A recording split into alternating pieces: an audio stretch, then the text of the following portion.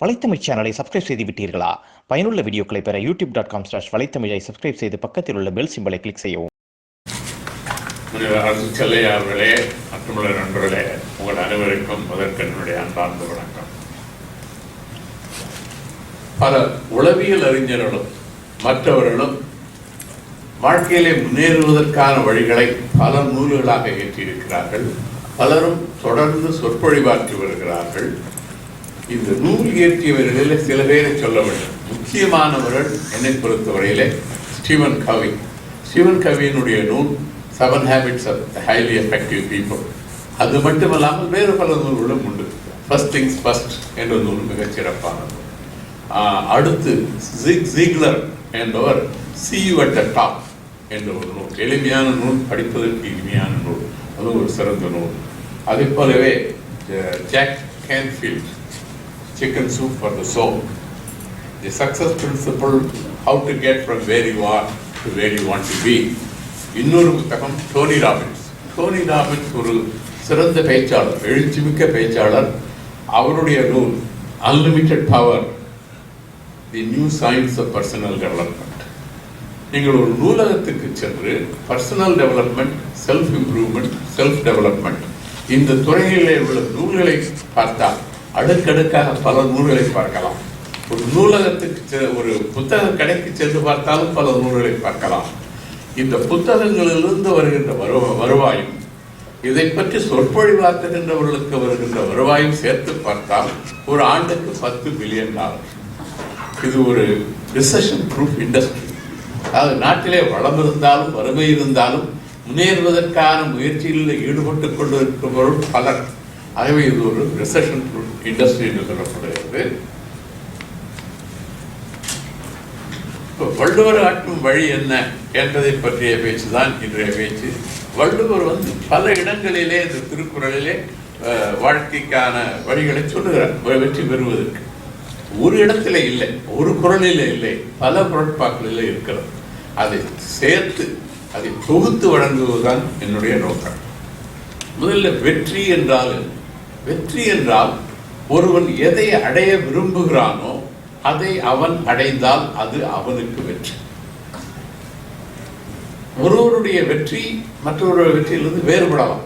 ஒரு கல்வி அல்லது புகழ், செல்வம், இதே போல் எது வேண்டுமானாலும் வெற்றியாக இருக்கலாம். நான் எதை வெற்றி என்று கருதுகிறேனோ அதை அவர் வெற்றி என்று கருத வேண்டியதில்லை. தனி மனிதனுக்கு கூட ஒரு காலத்தில் எது வெற்றியாக கருதப்பட்டதோ அது காலம் போக போக மாறலாம். பள்ளியிலே படிக்கின்ற ஒரு மாணவன் தான் சிறந்த உயர்ந்த மதிப்பெண்களை பெற வேண்டும் என்பது அவனுடைய விருப்பமாக இருக்கலாம். அதை அடைந்தால் அது அவனுக்கு வெற்றி. கல்லூரியில் படிக்கின்றவன் ஒரு உயர்ந்த பதவியை அடைந்தால் அது அவனுக்கு வெற்றி. காதலிப்பவன் காதலியை திருமணம் செய்து கொண்டால் அது அவனுக்கு வெற்றி. வெற்றி என்பது இப்படி ஒவ்வொருவருக்கும் தனித்தனியாக இருக்கலாம். ஒவ்வொருவருக்குமே பல்வேறு காலத்தில் பல்வேறு பரிமாணங்களிலே இருக்கலாம் வெற்றி என்பது. இப்படி எல்லா விதமான வேறுபாடு இருந்தாலும் அந்த வெற்றிக்கு பொதுவான வழி உண்டா என்றால் உண்டு. பல அறிஞர்கள், நான் முன்பே கூறியது போல உளவியல் அறிஞர்களும் மற்றவர்களும் பொதுவான வழிகளை கூறுகிறார்கள். வள்ளுவரும் அதைத்தான் சொல்லுகிறார்.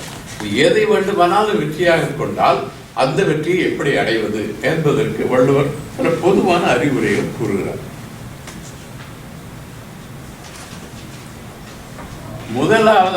முதலாவதாக நாம் செய்ய வேண்டியது, வெற்றி பெறுவதற்கு ஏதாவது ஒன்றை விரும்ப வேண்டும்.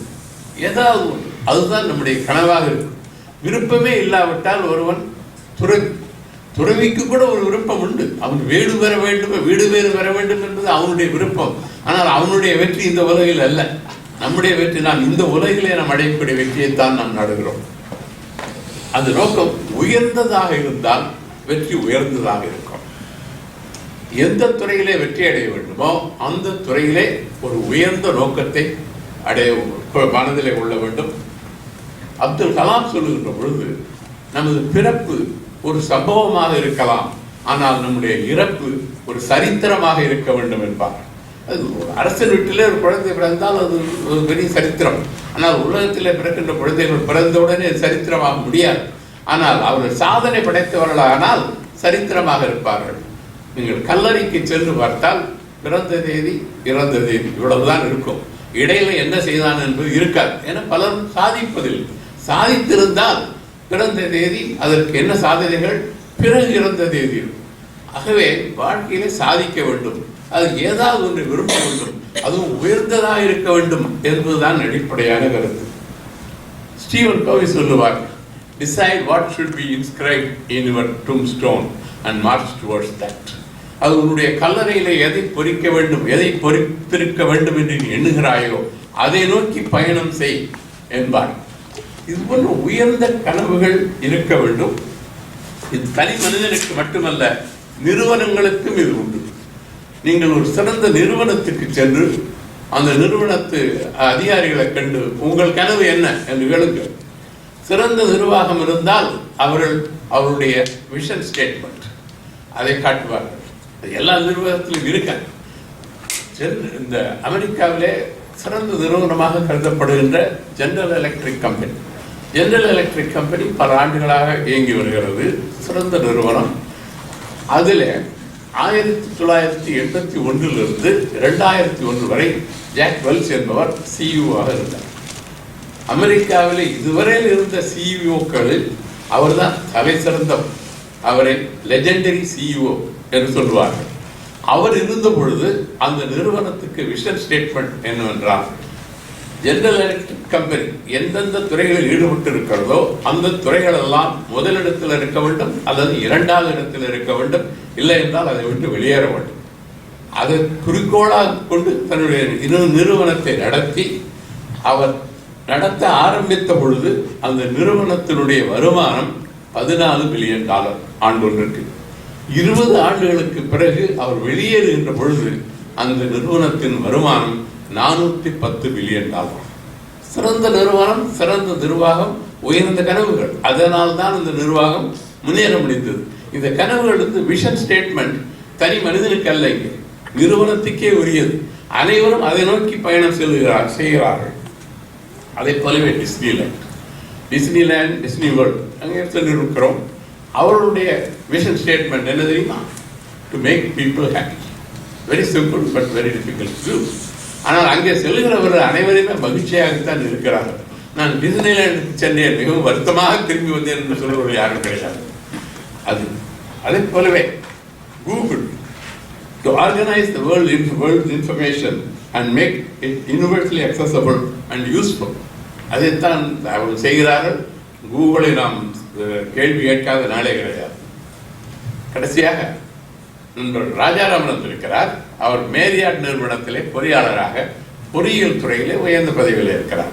அவருடைய நிறுவனத்தினுடைய விஷன் ஸ்டேட்மெண்ட் என்னவென்றால், the world's favorite travel company, பயணிகள் மிகவும் விரும்பத்தகுந்த விடுதியாக நிறுவனமாக இருக்க வேண்டும். இப்போ இது போன்ற உயர்ந்த கனவுகள், அதுதான் விஷன் ஸ்டேட்மெண்ட். தனி மனிதனும் அப்படித்தான். கனவு உயர்ந்ததாக இருந்தால் உயர முடியும். உயர்ந்த கனவு காணுவதுதான் முதல். வள்ளுவர் சொல்வதற்கு முன்னால் சில உதாரணங்களை பார்ப்போம். கனடாவிலே ஒரு நடிகர் இருந்தான். அவன் சாதாரண நடிகர், பெரிய நடிகராக இல்லை. 1980களிலே 1987 அவன் ஒரு முடிவு செய்தான், நான் ஒரு சிறந்த நடிகராக வேண்டும் என்று. அவன் என்ன செய்தான் என்றால், ஒரு காசோலையை எடுத்து அதில் தன் பெயரை எழுதி பக்கத்தில் $10 மில்லியன் என்று எழுதி மேலே தேதி 1995, தேங்க்ஸ் கிவிங் 1995. அந்த குறிப்பு எழுதுகின்ற கையெழுத்து போட்டான். குறிப்பு எழுதுகின்ற இடத்துல ஃபார் ஆக்டிங் சர்வீசஸ் ரெண்டர் என்று எழுதி கொண்டான். இந்த காசோலையை எழுதி மடித்து வாலெட்டில் வச்சுட்டான். நாள்தோறும் அது அடிக்கடி அந்த காசோலை எடுத்து பார்த்து தன்னுடைய கனவை உறுதிப்படுத்திக் கொண்டான். 1995 வந்த பொழுது அவன் ஹாலிவுட்டிலே ஒரு படத்துக்கு $20 மில்லியன் சம்பாதித்தான். அவன் $10 மில்லியன் தான் எதிர்பார்த்தான். உயர்ந்த கனவாக இருந்ததுனால் $20 மில்லியன் சம்பாதித்தான். அமெரிக்காவில் ஜனாதிபதியாக இருந்த ஜான் எஃப் கென்னடி தென் மாநிலத்துக்கு சென்றார். தென் மாநிலத்திலே ஒரு பள்ளிக்கு சென்றார். அந்த பள்ளியிலே மாணவரோடு கைகுலுக்கிறார். அவரோடு கைகுலுக்கின்ற பொழுது ஒரு மாணவன் கனவு கண்டான். இது 1962. 62 ஒரு மாணவன் கனவு கண்டான். அவன் என்ன நினைத்தான் என்றால், ஒரு நாள் நானும் இவரை போல் ஜனாதிபதி ஆக வேண்டும் என்று கனவு கண்டான். 1992 அதே மாணவன் அமெரிக்காவின் ஜனாதிபதி ஆனான். அதுதான் பில் கிளின்டன். அதை போலவே வில்பர் ரைட், ஆல்பர் ரைட் சகோதரர்கள் மனிதன் பறவையை போல் பறக்க முடியும், பறக்க வேண்டும் என்று கனவு கண்டதனுடைய விளைவுதான் விமானம். ஜான் எஃப் கென்னடியுடைய கனவு மனிதனை சந்திர மண்டலத்துக்கு அனுப்பி திருப்பி கொண்டு வர வேண்டும் என்று கனவு கண்டார். அதனால்தான் நீல் ஆம்ஸ்ட்ராங் சந்திர மண்டலத்திலே தடம் பதித்தார். இது மட்டுமல்ல, படைத்தளபதிகள் போருக்கு செல்வதற்கு முன்னால் தாம் போரிலே வெற்றி பெற்றதாக கருதுவார்கள். சிறந்த பாடகர்கள், சிறந்த பேச்சாளர்கள் அவர்கள் பேசுகின்ற பொழுதோ பாடுகின்ற பொழுதோ அதற்கு முன்னதாகவே தாம் மேடையில் சென்று பாடுகின்ற பொழுது அங்குள்ள மக்கள் எல்லாம் கனவுகளை எழுப்பி எழுந்து நின்று ஆரவாரித்தார்கள் என்று கனவு காண்பார். கிரியேட்டிவ் விஷுவலைசேஷன் என்று பெயர். ஒரு நோயாளி தான் நிச்சயமாக குணமடைவேன் என்று மன உறுதியோடு இருந்தால், கடவுள் நம்பிக்கையாக இருக்கலாம், மருத்துவர் மீது உள்ள நம்பிக்கையாக இருக்கலாம், அது தன் மீது உள்ள நம்பிக்கையாக இருக்கலாம். நோயை நலம் அடைந்தே தீர்வேன் என்ற நம்பிக்கையாக இருந்தால் அவர் விரைவில் நலம் அடைவதாக மனநல மருத்துவர்கள் கூறுகிறார்கள். இது positive thinking. Positive thinking, creative visualisation, கனவு, கோல் எல்லாமே ஒன்றுதான். அது உயர்ந்ததாக இருக்க வேண்டும்.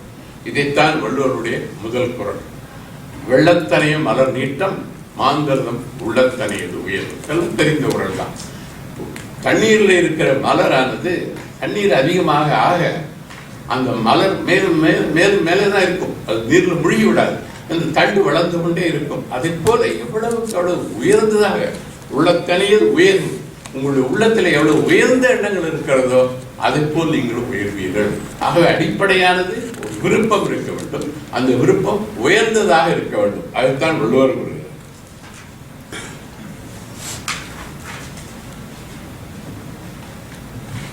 கனவு என்றால் என்ன? உயர்ந்த கனவாக இருக்க வேண்டும்.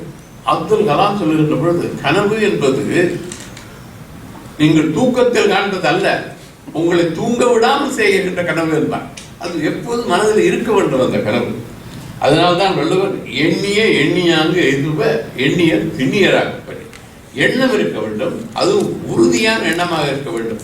எப்படி ஜிம் கேரி சொன்ன அந்த ஆக்டர், அதே போல மன உறுதி, அந்த நோக்கத்திலே மனம் உறுதியாக இருக்க வேண்டும். உள்ளியது எய்தல் எளிது மண் மற்றும் தான் உள்ளியது உள்ளப்பெறின். அதாவது மறவாது நினைக்க வேண்டும்.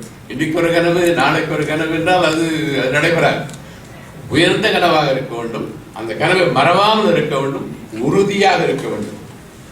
இத்தகைய கனவு காண்பவர்கள் தங்கள் கனவால் பயனடைவார்கள் என்பது உறுதி. பயனடைவார்கள். ஆனால் 100க்கு 100 விழுக்காடு நினைத்ததெல்லாம் நடக்குமா என்றால் நடக்காது. 100க்கு 100 விழுக்காடு நடக்காது. ஆனால் பெருமளவில் நடைபெறும். அதைத்தான் உள்ளுவர் சொல்லுகிறார். உள்ளுவதெல்லாம் வேறுள்ளல், மற்றது தள்ளினும் தள்ளாமை நிறுத்து. தள்ளினும் தள்ளாமை நிறுத்து என்றால் அது நடைபெறாவிட்டாலும் கூட அது நடைபெற்றதை போலத்தான். அது எப்படி? சில உதாரணங்கள். மார்ட்டின் லூதர் கிங் தன்னுடைய இனத்தாருடைய உரிமைகளுக்காக போராடினார். அவர் பல கனவுகள் கண்டார். அவர் சொல்லுவார், அவருடைய ஐ ஹேவ் a dream என்ற பேச்சில் சொல்லுகின்ற பொழுது, I have a dream that 4 of my children will one day be judged by the color, the content of the character and not by the color of their skin. சரி, அது நடைபெற்றதா? இல்லை. இன்றைக்கும் இனப்பிரச்சனை உண்டு. ஆனாலும் அவருடைய கனவினாலே 1964ஆம் ஆண்டு சிவில் ரைட்ஸ் ஆக்ட் அமலாக்கப்பட்டது. அந்த civil rights act வந்த காரணத்தினாலே discrimination against color, race, creed, sexual origin, national origin and age, all of these discriminations have been prohibited. It's against the law. அது முற்றிலும் நடைபெறாவிட்டாலும் கூட அவர் கண்ட கனவினாலே ஏதோ ஒரு பயன் கிடைத்தது. என்னுடைய சொந்த வாழ்க்கையிலிருந்து ஒரு உதாரணம் சொல்ல விரும்புகிறேன். எனக்கு ஒரு தமையனார் இருக்கிறார். அவர் சிறுவனாக இருந்த பொழுதே நெப்போலியனை பற்றி படிப்பார். நெப்போலியனுடைய வாழ்க்கையிலே நடைபெற்ற சாதனை, அவன் செய்த சாதனைகள், அவன் சந்தித்த சோதனைகள், இவற்றையெல்லாம் நன்றாக தெரியும். பள்ளி படிப்பை முடித்து கல்லூரிக்கு சென்றார். 2 ஆண்டுகள் கல்லூரியில் படித்தார். பிறகு அவர், எனக்கு கல்லூரியில் படிப்பதில் விருப்பமில்லை, நான் இராணுவத்துக்கு செல்ல வேண்டும். ஆனால் அவருடைய கனவு இந்திய ராணுவத்தில் தளபதியாவதுதான், படை தளபதியாக வேண்டும், ஜெனரல் ஆக வேண்டும் என்பதுதான் அவருடைய கனவு. அதனால் இவர் கல்லூரியில் படிப்பதனால ஜெனரல் ஆக முடியாது என்று முடிவு செய்துவிட்டு தந்தையாரிடத்திலிருந்து நான் ராணுவத்தில் சேரப்போகிறது என்றார். எங்கள் தந்தையார் எங்களுடைய செயலுக்கு ஆதரவாக இருப்பார். பல நேரங்களில் எங்களுடைய ஊக்கத்துக்கு அவர் தான் காரணம். அவர் சொன்னார், சரி இங்கே ராணுவத்தில் சேர வேண்டுமா, சரி. ஆனால் எங்களுடைய குடும்பத்தில் யாரும் ராணுவத்தில் இருந்தது கிடையாது, எப்படி அதிகாரி ஆவது என்று தெரியாது, துப்பாக்கியை தொட்டது கிடையாது யாரும். சரி, இவர் ராணுவத்தில் சேர வேண்டும் என்று எப்படி சேருவது, என்ன செய்வது என்று தெரியாமல் பெங்களூருக்கு சென்று அந்த ரெக்ரூட்டிங் சென்டர் பெங்களூரில் அங்கே சிப்பாய் தான் எடுக்கிறார், கடைநிலை ஊழியர். அங்கே சென்றார். அங்கே போனோன்னா ஒரு பிரச்சனை. அங்கே எடை என்ன 90 பவுண்டு எடை இருக்கணும். 90 பவுண்டு இல்லை, 88 பவுண்டு தான் இருந்தார். இவர் அப்பாட்ட அப்பா நான் 88 பவுண்டு தான் இருக்கேன், 2 பவுண்டு குறையுது. சிப்பாயை கூட என்ன எடுத்துக்க மாட்டாங்க போல இருக்கேன். எங்கள் அப்பா சொன்னார், எங்கள் அப்பா கொஞ்சம் சமயோஜிதமாக சிந்திக்கக்கூடியவர். அவர் சொன்ன, இது என்னடா பெரிய காரியம், நல்லா ஒரு 6-7 மலை வாழைப்பழத்தை சாப்பிட்டு தண்ணி குடி, அப்புறம் போய் நெல்லு. மலை வாழைப்பழத்தை தந்தை சொல் மிக்க மந்திரமில்லை, மலை வாழைப்பழத்தை சாப்பிட்டாரு, அங்கே போய் நின்னாரு, 90 பவுண்ட் சரியா இருந்தாரு, சிப்பாயினார். தளபதியாக வேண்டும், ஜெனரல் ஆக வேண்டும் என்பது கனவு, கிடைத்த வேலையோ சிப்பாய் வேலை. பிறகு அங்கே இருந்த பிறகு தெரிந்து கொண்டார் எப்படி அதிகாரியாவது. முதல்ல அதிகாரியாவதற்கு என்ன செய்ய வேண்டும்?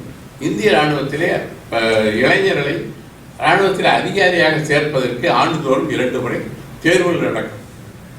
ஸோ அந்த தேர்வு எப்பொழுது நடக்கும், எங்கே நடக்கும், அந்த தேர்வில் என்ன கேட்பார்கள், இதையெல்லாம் தெரிந்து கொண்டு தேர்வு எழுதினார். முதல் முறை தேர்வில் மிகச்சிறந்த மதிப்பெண்கள் பெற்று நேர்காணலில் தோல்விவிட்டார். 2வது முறையும் தோல்விவிட்டார். 3வது முறை அந்த நேர்காணலில் எந்த கேள்விகளுக்கு எப்படி விடையளிக்க வேண்டும் என்று தெரிந்து கொண்டு வெற்றி பெற்றார். பிறகு அவர் முதல் பதவி செகண்ட் லூட்டினன்ட், படிப்படியாக second lieutenant, captain, major, lieutenant colonel, brigadier general, அது வரைக்கும் வந்தார். மேஜர் ஜெனரல் பதவிக்கு இவருடைய பெயர் பரிந்துரை செய்யப்பட்டது பிரதமர் இந்திரா காந்தி இடத்துல. ஆனால் இந்திய ராணுவத்தில் ஒருவர் ஜெனரல் ஆக வேண்டுமானால் அரசியல் ஆதரவு வேண்டும். இப்பெல்லாம் எல்லாத்துக்குமே அரசியல் ஆதரவு வேணும். அது குறிப்பாக இந்த மேஜர் ஜெனரல், அதற்கு மேலே லூட்டினன்ட் ஜெனரல், அதற்கு மேலே ஜெனரல், 3 பதவிகள் தான். இந்த பதவிகளில் ஒருவர் இருக்க வேண்டுமானால் பிரதமர் அல்லது ராணுவ மந்திரி இவருடைய ஆதரவு வேண்டும். யாருக்கு தெரியாது. அதனால இவர் அந்த பதவிகளுக்கு செல்ல முடியவில்லை. பிரிகேடியர் ஜெனரலாக ஓய்வு பெற்றார். ஏன் சொல்லுகிறேன் என்றால், ஜெனரல் ஆக முடியாவிட்டாலும் கூட தன்னுடைய ஆர்வத்தினால பிரிகேடியர் ஜெனரல் ஆனார். அது ஒரு பெரிய சாதனை தான். கனவு கண்டம் அது ஜெனரல் தான். அது அமெரிக்காவில் பிரிகேடியர் ஜெனரல் சொல்கிறார்கள், இந்தியாவில் பிரிகேடியர் சொல்லுவாங்க. கனவு கண்டால் போதுமா? போதா. கனவு மட்டும் போதா. கனவு திரும்பியும் அப்துல் கலாம், கனவு காண்பவர்கள் அனைவருமே தோற்பதில்லை, கனவு மட்டுமே காண்பவர்கள் தான் தோற்கிறார்கள். வெறும் கனவு மாத்திரம் கண்ட போதாது. என்ன செய்ய வேண்டும் என்றால், கனவை நிறைவேற்றுவதற்கு என்ன செய்ய வேண்டும், என்னென்ன செயல்களை செய்ய வேண்டும் என்பது அடுத்தது. முதல்ல கனவு, உயர்ந்த கனவு. அடுத்தது என்ன செயல்களை செய்ய வேண்டும், அது அடுத்த நிலை. என்ன செயல்களை செய்ய வேண்டும் என்பதை பற்றி வள்ளுவர் முதல் கேள்வி, பல குறள் இருக்குது, அதுல முதல் குறள், தெரிந்த இனத்தோடு தேர்ந்து எண்ணி செய்வார்க்கு அரும்பொருள் யாதொன்றுமில். அதாவது தனக்கு தெரியாது, எல்லாமே தெரியாது யாருக்குமே. அது தெரியாவிட்டால் தெரிந்தவர்களோடு சேர்ந்து ஆலோசித்து பிறகு செயலில் ஈடுபட வேண்டும். என்ன செய்ய வேண்டும் என்பது தெரிந்தால் செயலில் ஈடுபட முடியும். உதாரணமாக ஒரு மாணவன் மருத்துவராக வேண்டும் என்று விரும்பினால் எப்படி மருத்துவராவது, எந்த கல்லூரி, என்ன பாடங்கள் படிக்க வேண்டும், எந்த கல்லூரியில் படித்தால் மருத்துவக் கல்லூரியில் இடம் கிடைக்கும், எந்த தேர்வுகள் எழுத வேண்டும், அந்த தேர்வுகளுக்கு எப்படி தன்னை தயார் செய்து கொள்ள வேண்டும் என்றெல்லாம் தெரிந்து கொள்ள வேண்டும். அதைத்தான் தனக்கு தெரியாவிட்டால் பிறரை கேள், கவுன்சிலர், ஆசிரியர்கள், பெற்றோர்கள், இப்படி பலரோடு சேர்ந்து தெரிந்தவர்களோடு சேர்ந்து ஆலோசித்து செயல்களை முதல் முடிவு செய்ய வேண்டும். தெரிந்த இனத்தோடு தேர்ந்து எண்ணி செய்வார்க்கு அரும்பொருள் யாதொன்றுமில். தெளிவில் அதனை தொடங்கார் இழிவன்னு வேதப்பாடு அஞ்சுபவர். செயலாக இருந்தால் அந்த செயலை பற்றி தெளிவாக தெரிந்து கொள்ள வேண்டும். இந்த தெளிவு என்ற சொல்லுக்கு பல பொருள் உண்டு. தெளிவு என்பது quantifiable. Is it really quantifiable? Is it measurable? And also timely, எப்பொழுது செய்ய வேண்டும். தேர்வு வந்தால் அது எப்பொழுது தேர்வு நடைபெறுகிறது, அந்த தேர்வில் எத்தனை மதிப்பெண்கள் பெற முடியும், இதெல்லாம் தெளிவாக தெரிந்து கொள்ள வேண்டும். அதுவும் இல்லாமல் அது அடையக்கூடியதா, ஓரளவுக்கு அச்சீவபிள், அது தம்மால் செய்ய முடியுமா. ஒரு 90 வயதானவன் கனவு கண்டால் நான் ஒலிம்பிக் பந்தயத்திலே 100 மீட்டரே 9 செகண்டில் ஓட வேண்டும் என்று என்னதான் கனவு வேண்டாலும் முடியாது. It's not achievable. அதனால் அச்சீவபிளாக இருக்கணும். அடுத்தது, அழிவதும் ஆவதும் ஆகி வழிமயக்கும் ஊதியமும் சூழ்ந்து செயல். அழிவதும் ஆவதும், அதனால என்ன தீமை, அதனால என்ன நன்மை, இந்த ரெண்டையும் ஆலோசித்து பார்த்து நன்மை அதிகமாக இருந்தால் அதை செய்ய வேண்டும். இதுதான் ப்ரோஸ் அண்ட் கான்ஸ். ப்ரோஸ் தான் நம்ம செய்யறோம், ப்ரோஸ் அண்ட் கான்ஸ் ரெண்டையுமே அனலைஸ் பண்ணி நமக்கு சாதகமாக இருக்கக்கூடிய நன்மைகள் அதிகமாக இருந்தால் அதை செய்ய வேண்டும். இன்னொன்று, செய்ய வேண்டியதை செய்ய வேண்டும், செய்யக்கூடாததை செய்யக்கூடாது. அது செய்யக்கூடாததை செய்தாலும் கெடுதல், செய்ய வேண்டியதை செய்யாவிட்டாலும் தீமை. செய்தற்கு அல்ல செயல்கள், செய்தற்கு அல்ல செயற்கடும். செய்யக்கூடாததை செய்தால் காரியம் கெடுப்போம், செய்தற்க செய்யாமையானும் கெடும். திரும்பவும் மாணவன் மருத்துவராக வேண்டும், நன்றாக படிக்க வேண்டும் என்றால் படிப்பதை விட்டுட்டு வேறு காரியங்கள் செய்தால் காரியம் கெட்டுப்படும்.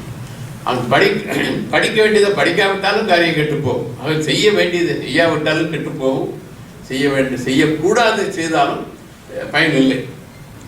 ஆக இது போல தெளிவாக செய்யக்கூடியதை நம்முடைய கனவுக்கு பொருத்தமான செயலாகவும் இருக்க வேண்டும். இது சரியாக செயலை தேர்ந்தெடுக்க வேண்டும். தற்காலத்தில் உள்ள சொல்லுவார்கள் ஒரு கோல், எப்படி ஒரு கோல் இருக்க வேண்டும்னா ஸ்மார்ட் கோல் என்று சொல்வார்கள். SMART. S என்பது ஸ்பெசிபிக், M என்பது measurable, A for achievable, R for relevant, T for timely.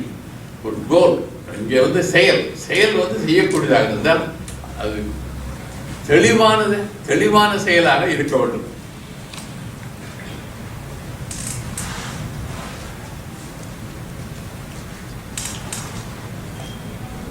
சரி, கனவு கண்டோம், என்ன செய்ய வேண்டும் என்று முடிவு செய்தோம். அடுத்தது போருமா, செய்ய வேண்டும். என்ன செயலெல்லாம் செய்ய வேண்டும் என்று தெரிந்தால் போராது, அதை செய்வதற்கு முன்னாலே திட்டமிட வேண்டும். திட்டமிடுவது எப்படி? வள்ளுவர் திட்டமிடுவது மிக தெளிவாக பல குறள் பார்க்கிறோம். முதல் குறள், சூழ்ச்சி முடிவு துணி வைத்தல், அத்துணிவு தாட்சியுள் தங்குதல் தீவு. சூழ்ச்சி என்றால் ஆராய்ச்சி. இந்த காலத்தில் சூழ்ச்சி வேற, அந்த காலத்தில் சூழ்ச்சி வேற.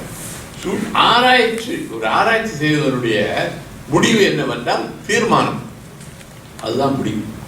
சூழ்ச்சி முடிவு துணி வைத்தல், அத்துணிவு தாட்சியுள் தங்குதல் தீவு. முடிவு தீர்மானித்த பிறகு அதை காலம் தாழ்த்துவதற்கு அது பயன் இல்லை, அதனால் தீமைதான் வரும். ஆராய வேண்டும், ஆராய்ந்து ஒரு முடிவெடுக்க வேண்டும். அந்த முடிவெடுத்த பிறகு காலம் தாழ்த்தாமல் அதை நடைமுறையில் கொண்டு வர வேண்டும். நீங்கள் நிறுவனங்களில் பார்த்திருக்கலாம், அல்லது சொந்த வாழ்க்கையில கூட பல பேரை பார்த்திருக்கலாம்.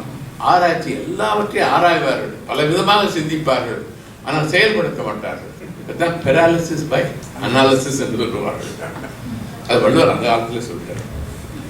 இன்னொரு குறள், தூங்குக தூங்கி செயற்பால தூங்கற்க தூங்காது செய்யும் வினை. தூங்கணும் சொல்லுற வள்ளுவர். எதையெல்லாம் காலம் தாழ்த்தாது செய்ய வேண்டுமோ அதை காலம் தாழ்த்தாது செய்ய வேண்டும், எதை காலம் தாழ்த்தி செய்ய வேண்டுமோ அதை காலம் தாழ்த்தி செய்ய வேண்டும். அது ப்ரையாரிட்டைசேஷன். ஒரு செய்தி, ஐசனோவர் பிரின்சிபல் என்று கேள்விப்பட்டிருக்கிறீர்களா? ஐசனோவர் பிரின்சிபல் என்பது சில விஷயங்கள் முக்கியமானவை, சில விஷயங்கள் அவசரமானவை. Important versus urgent. எதை செய்வது என்றால், முக்கியமானது அதே சமயம் அவசரமானது, அதைத்தான் முதலிலே செய்ய வேண்டும். Important and urgent. அடுத்து செய்ய வேண்டியது important but not so urgent, அது இரண்டாவது குரூப். மூன்றாவது not so important but urgent, அது மூன்றாவது. இது நிறுவனங்களில் இருந்தால் இது நாம் செய்ய வேண்டியதில்லை, delicate, ask somebody else to do because it's not very important for you to do. நான்காவது not so important, not so urgent. அதை செய்யாமலே காலம் தாழ்த்தலாம். இதுதான் வள்ளுவர் தூங்குக தூங்கி செய்யற. எதையெல்லாம் காலம் தாழ்த்தி செய்ய முடியுமோ அதை காலம் தாழ்த்தி செய். தூங்கற்க தூங்காது செய்ய. எதையெல்லாம் அவசரமாக அவசியமாக செய்ய வேண்டுமோ அதை அப்படி செய்ய வேண்டும். இதை பற்றி இன்னும் விரிவாக படிக்க வேண்டுமானால் ஃபர்ஸ்ட் திங்ஸ் ஃபர்ஸ்ட் என்ற ஸ்ரீவர் கவியுடைய நூலில் பார்க்கலாம். வினை செயல் வகை. சரி, இன்னும் இதெல்லாமே திட்டமிடுதல் தான். என்ன செய்ய வேண்டும்? திட்டமிடுவதிலே ஐந்து கருத்துக்கள்: பொருள், கருவி, காலம், வினை, இடம்.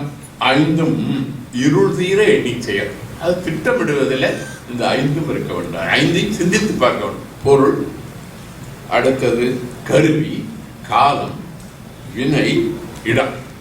பொருள் என்பது ரிசோர்சஸ், கேபிட்டல் ரிசோர்ஸாக இருக்கலாம், ஹியூமன் ரிசோர்ஸாக இருக்கலாம், எது வேணாலும் பொருள் தான். கருவி, ஒரு சில சமயம் எல்லாருக்கும் கருவி சில கருவிகள் வேண்டியதாக இருக்கலாம். ஒரு தொழிற்சாலை நடத்தி ஒரு பொருளை உற்பத்தி வேண்டுமா அதுக்கு கருவிகள் வேண்டும். அது மாணவனாக இருந்தால் பேனா, பென்சில் வேணும், கம்ப்யூட்டர் வேணும், ஏதாவது கருவி வேண்டும். என்ன கருவி வேண்டும் என்றால் சிந்திக்க வேண்டும். பொருள் வேண்டும், கருவி வேண்டும். அடுத்தது காலம், எதை எப்பொழுது செய்ய வேண்டும். இன்னும் நாம் செய்யவில்லை, எதையும் திட்டத்தில் தான் இருக்கிறோம். எதை எப்பொழுது செய்ய வேண்டும் என்பது முக்கியம். நெப்போலியன் ரஷ்யா மீது படையெடுத்தான். அவன் படையெடுத்தது பனிக்காலம், குளிர்காலத்திலே படையெடுத்ததுனாலே 500,000 வீரர்களை இழந்தான். காலம் என்று காலம் செய்யக்கூடாத காலத்திலே காரியத்தை செய்ததுனால பலன் அடையவில்லை.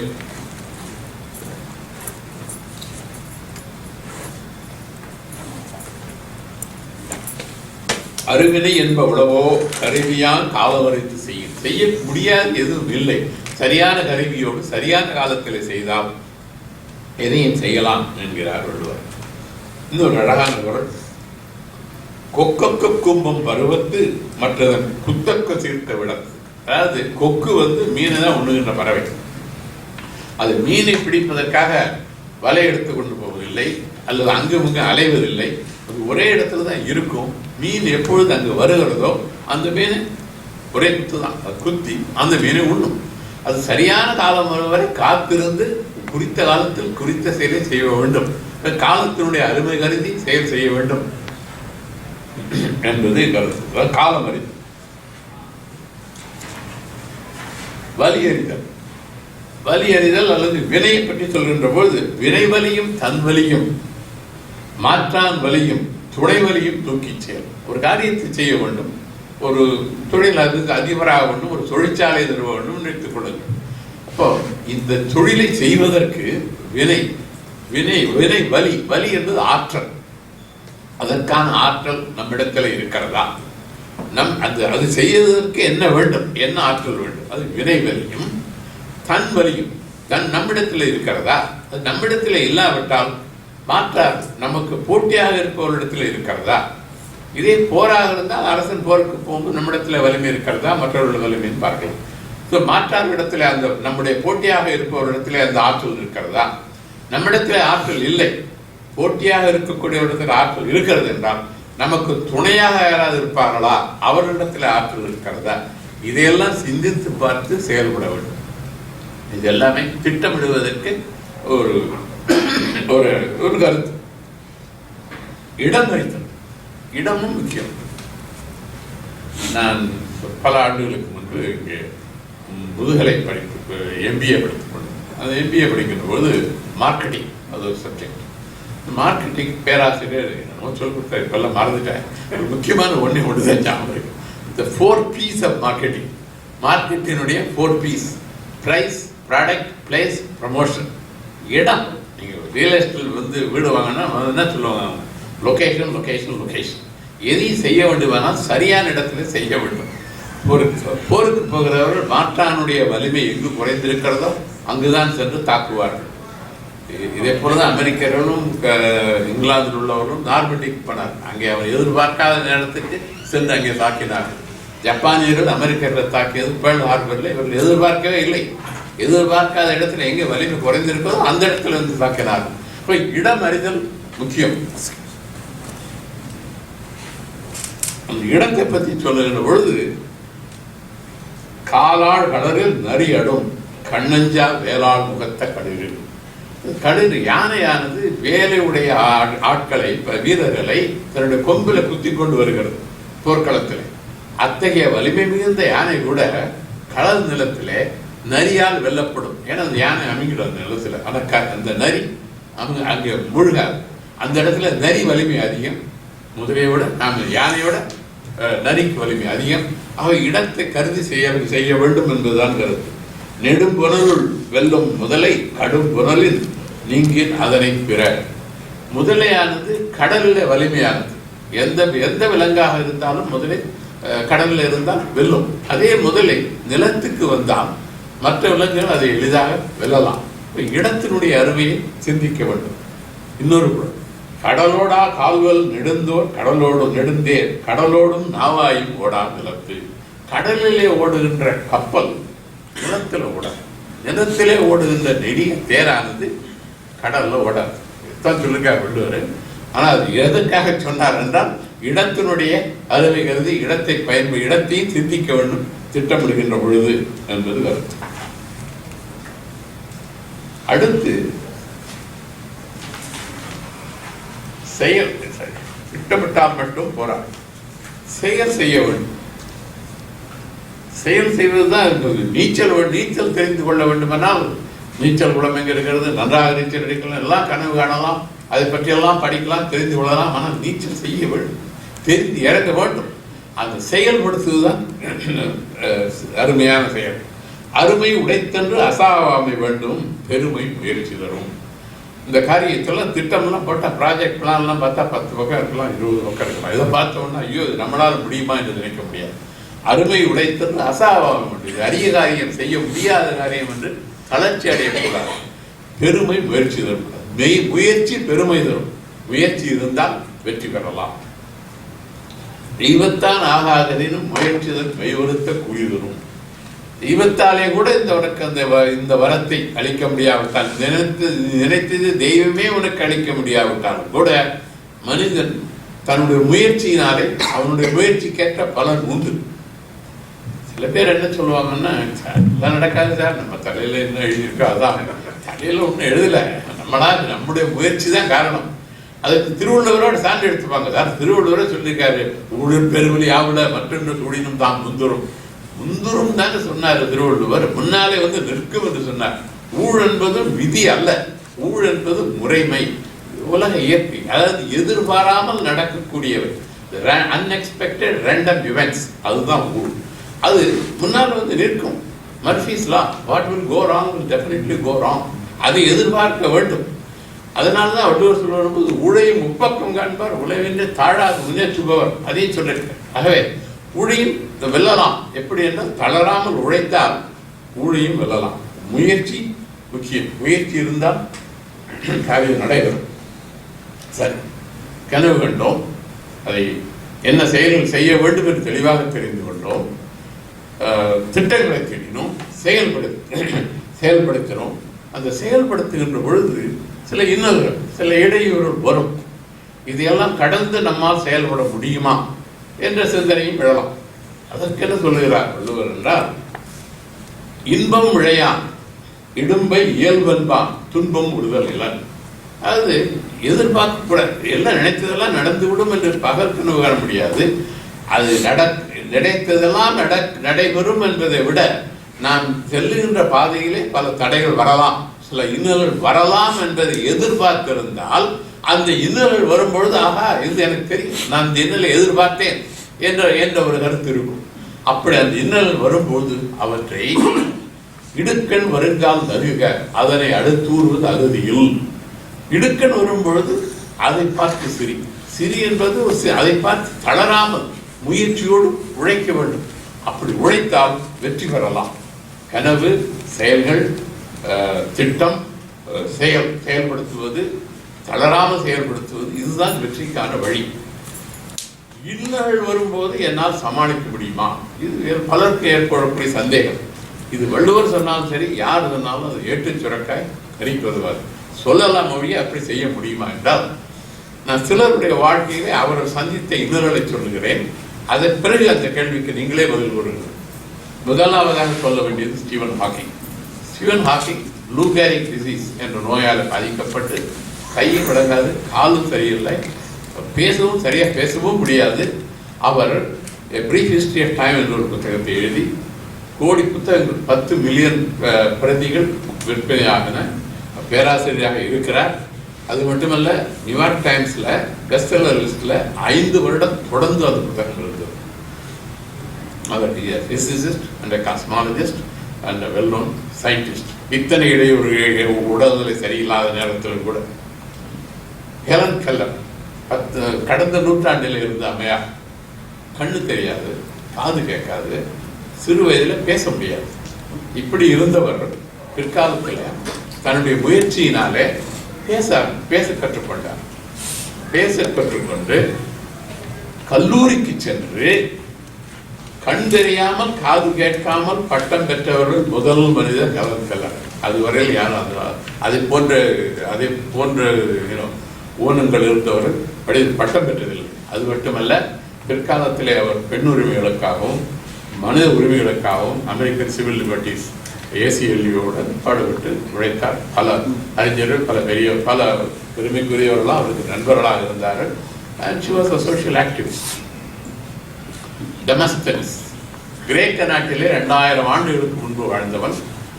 அவன் வாழ்ந்த காலத்தில் ஒரு வழக்காட வேண்டும் என்றால் வழக்கு மன்றத்திலே வழக்கறிஞர்கள் கிடையாது.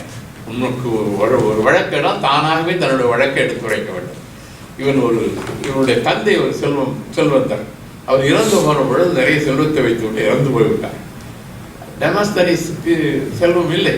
வளர்த்தவர்கள் இவனுடைய செல்வத்தை எல்லாம் எடுத்துக்கொண்டார்கள். ஆகவே இவன் அவர்கள் மீது வழக்காட வேண்டும் என்று விரும்பினான். ஆனால் இவனுக்கு செத்துவாய், பேச முடியாது, வராது. எப்படி போர்வையாக பேசுவது என்றும் தெரியாது. இவன் என்ன செய்தான் என்றால், வாயில கூழாங்கற்களை போட்டுக்கொண்டு கடல் அலைக்கு நின்று தனக்கு தெரிந்ததெல்லாம் சத்தமா பேசுவோம், கண்ணாடிக்கு முன்னால் நின்று பேசுவோம். இப்படி பேசி பேசி விடாமுயற்சியினால பயிற்சி பெற்று வழக்காடி வழக்கிலை வென்றான். பிறகு மற்றவர்களுக்கு எப்படி பேச வேண்டும் என்று பேச்சு கற்றுக் கொடுத்தான். அவன் தான் முதல்ல ஸ்பீச் ரைட்டர்.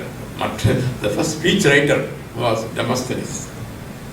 இன்னும் ஒரு உதாரணம், இவர் ஜப்பானிலே வாழ்ந்தவர். பள்ளி படிப்பில் விருப்பமில்லை. ஆனால் அவருடைய கனவு ஒரு சீருந்து தயாரிக்கின்ற நிறுவனத்தை உருவாக்க வேண்டும். அது ஆட்டோமொபைல் கம்பெனி, அதை உருவாக்க வேண்டும் என்று அவருடைய கனவு. கையில் காசு கிடையாது, கல்வியும் கிடையாது. அதனால அவர் ஒரு தொழிற்சாலை, ஒரு ஆட்டோ மெக்கானிக், கார் பழுது பார்க்கிற இடத்துல வேலைக்கு போனார். கொஞ்ச நாள் வேலை பார்த்தார். பிறகு கொஞ்சம் கொஞ்சமாக பணம் சம்பாதித்து ஒரு தொழிற்சாலை நிறுவி டயோட்டா மோட்டார் கம்பெனிக்கு பிஸ்டன் ரிங்ஸ் தயார் செய்து விற்பனை செய்து கொஞ்சம் பொருள் சம்பாதித்தார். கொஞ்சம் தொழில் நன்றாக வளர்ந்து கொண்டிருக்கிற நிலையில நிலநடுக்கத்தினாலே அவருடைய தொழிற்சாலை தரைமட்டமாகியது. அவர் தளரவில்லை. மீண்டும் தொழிற்சாலையை கட்டி மீண்டும் முன்னேறி டயோட்டாவுக்கு பிஸ்டன் ரிங்ஸ் விட்டார். எல்லாம் கொஞ்சம் நல்லா வந்து கொண்டிருந்தது. அப்பொழுது அமெரிக்கர்கள் வீசியது, 2வது உலக மகா யுத்தத்தில் அமெரிக்கர்கள் குண்டு வீசியதுனால மீண்டும் ஒரு முறை அவருடைய தொழிற்சாலை தரைமட்டமாகியது. தளராமல் மீண்டும் உழைத்து மீண்டும் தொழிற்சாலை உருவாக்கி பிற்காலத்தில் அவர் $multi-million ஹாண்டா கம்பெனியை உருவாக்கினார். அவர் தான் சச்சீரோ ஹாண்டா. கடைசியாக ஸ்டீவ் ஜாப்ஸ், அனைவருக்கும் தெரியும். அவர் தான் நிறுவிய நிறுவனத்திலிருந்து வெளியேற்றப்பட்ட பிறகு வேறு சில காரியங்களை செய்து திரும்பவும் தான் நிறுவிய நிறுவனத்துக்கே தலைவராக வந்து iPhone, iMac, iPad, iPod, iStore apps, இப்படி பல தொழில்நுட்ப கருவிகளை உண்டு பண்ணி ஆப்பிள் நிறுவனத்தை மிகச்சிறந்த நிறுவனமாக்கி காட்டியவர். புற்றுநோயால் வடியவர். இருந்தாலும் இன்னல்கள் தளரவில்லை. இன்னல்கள் இடையூறுகளை கண்டு தயங்காமல் உழைத்தவர்கள். இதுதான் வெற்றிக்கு வழி. இதுதான் வள்ளுவர் காட்டுகின்ற பாதை. கடைசியாக ஒரு சின்ன விஷயம், வெற்றி கனவு, என்ன செய்ய வேண்டும் என்ற தெளிவான செயல்கள், திட்டத்தை செயல்படுத்துவது, இதெல்லாம் தான் வெற்றிக்கு பாதை. இந்த வெற்றிக்கு பாதையிலே நீங்கள் வெற்றி பெற்றால் செய்ய வேண்டியது ஒன்று இருக்கிறது. என்னவென்றால், இந்த வெற்றியை மற்றவர்களோடு பகிர்ந்து கொள்ள வேண்டும். வள்ளுவர் சொல்லுவார், ஒத்ததறிவான் உயிர் வாழ்வான், மற்றையான் செத்தார் உழைக்கப்படும். அது எல்லா மனிதர்களுமே சமந்தான். அதை உணர வேண்டும். எப்படி நமக்கு அந்த வாய்ப்பு இல்லையோ ஒரு காலத்தில், எப்படி நாம் வெற்றி அடையவில்லையோ அதை போல் மற்றவர்கள் வெற்றி அடைய தெரியாதவர்கள், அடைய முடியாதவர்கள் இருக்கிறார்கள். அவர்களுக்கு நம்முடைய வெற்றியை பகிர்ந்து கொள்ள வேண்டும். சிறந்த பாடகனாக இருந்தால் அவர்களுக்கு இசை பயிற்சி கொடுங்கள். சிறந்த விளையாட்டு வீரராக இருந்தால் அவர்களுக்கு நீங்கள் கற்றுக்கொள்வது அவர்களுக்கு கற்றுக் கொடுங்கள். அவர்களையும் வெற்றி அடைய செய்யுங்கள். இதுதான் தனி மனிதனுடைய வெற்றி சமுதாயத்தினுடைய வெற்றியாக மாற்ற முடியும். அதுதான் வெற்றி, தனி மனிதனுடைய வெற்றி. அதுதான் சமுதாயத்துக்கு வெற்றி. இதுதான் வள்ளுவர் வெற்றிக்கு காட்டுகின்ற வழி என்று சொல்லி இந்த நல்ல வாய்ப்புக்கு நன்றி கூறி வணக்கம்.